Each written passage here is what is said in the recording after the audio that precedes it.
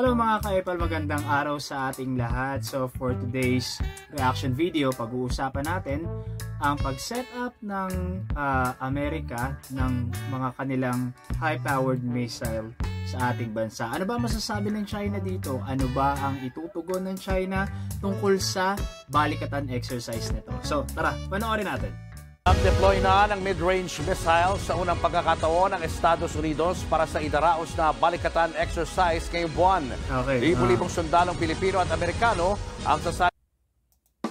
So itong balikatan exercise na ito ay mangyayari na pala ngayong buwan. So April 2024, uumpisahan ng Pilipinas at ng Amerika ang balikatan exercise na ito. Ito ay naglalayong palakasin o patatagin ang relasyong militar ng Pilipinas at ng US. Sa taunang pagsasanay na sa sentro sa pagdepensa sa teritoryo ng Pilipinas. Nasa frontline ng balitang yan si Brian Castillo. Sakay ng C-17 Globemaster III ng US Air Force, dumating sa bansa ang Mid-Range Capability Missile System o MRC ng US Army. Makasaysayan ng pagdating ng missile MRC. Dahil ito ang unang pagkakataong ide-deploy ito sa Pilipinas. Kaya nitong masapulang target. Makasaysayan talaga, no, kasi this is the first time na magkakaroon ng ganitong klaseng sandata ang Pilipinas. Although pahiram lang or parang ma-experience lang natin ng military ng Pilipinas yung ganitong klaseng missile capability. So ito'y parang kang batang nagkaroon ng high-end na laruan, no? So talagang excited and exciting, yung mga ganun ba?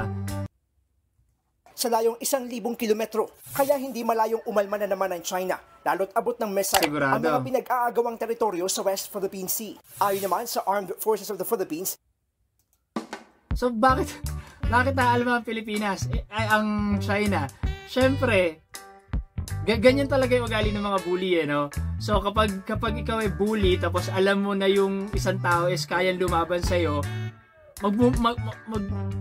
comment ka na lang dyan kung ano na lang sasabihin mo sa isang gilid, pero technically ikaw talaga parang nati-threaten na or natatakot, no? Di ba? So tara lang, pagpatuloy natin. Dinala ang missile sa Pilipinas para isabak sa magiging pinakamalaking balikatan exercise ng Pilipinas at Amerika ngayong buwan. It's a naval weapon system that the United States has put into a prime. Naval weapon system talaga yung parang focus ng US and ng Pilipinas, kasi nga syempre sa dami nang nangyayari sa West Philippine Sea, yung mga barko, yung mga pangharas nila sa mga what do you call that, mission or mission ng Philippine Coast Guard, yung mga ganon. So ang focus nila is naval capabilities para may pakita sa China na hey, meron kaming kayang itapat sa inyo. And it has been deployed already up north.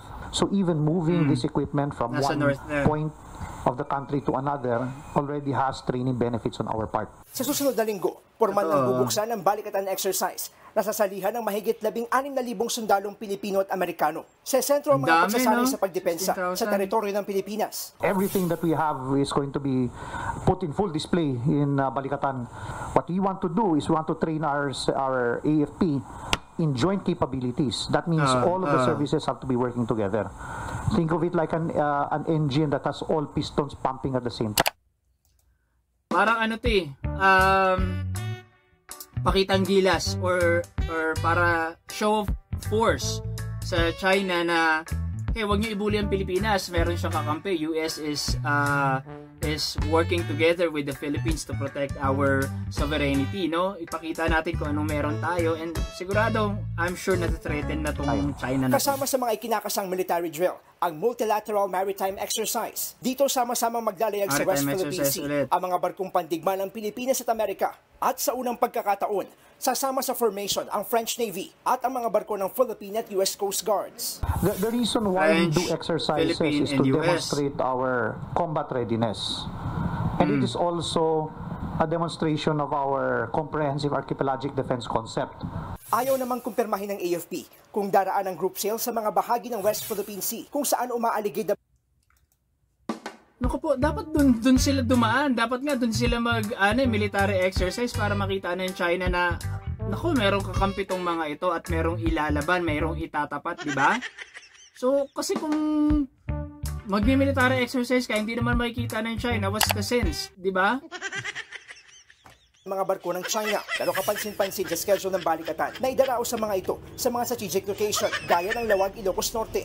The north is also a spot where we also need and we also perceive to be flashpoints in national security. Areas where bilateral presence is also beneficial to at the operational to strategic level. Bago pa man magbalikatan, umarangkada na rin ang salaknib exercise ng Philippine Army at US Army. Nakatuon din sa territorial defense. Ang kanilang pagsasanay, nagbabalita mula sa frontline. Brian. So karamihan ng balikatan exercise ngayon, karamihan ng pinagkakaabalahan ng Philippine military is territorial defense. So, marahil siguro ito is tugon dun sa pambubuli ng China sa maraming pangyayari na nangyayari sa West Philippine Sea. Para naman kahit papano, hey, back off. Kasi may itatapat din kami sa inyo. So, sana naman maging maganda ang resulta ng balikatan exercise na ito. And hindi lang yan, sana ma-realize din ng China na you're not supposed to bully other countries. Kasi may mga kakampiyan. So thank you so much again guys for tuning in to our reaction video, and I hope to see you soon on our next videos, and subscribe please. Thank you so much for your subscription. Libre po yan, wala pong bayad ang subscription. Thank you so much and you have a great day.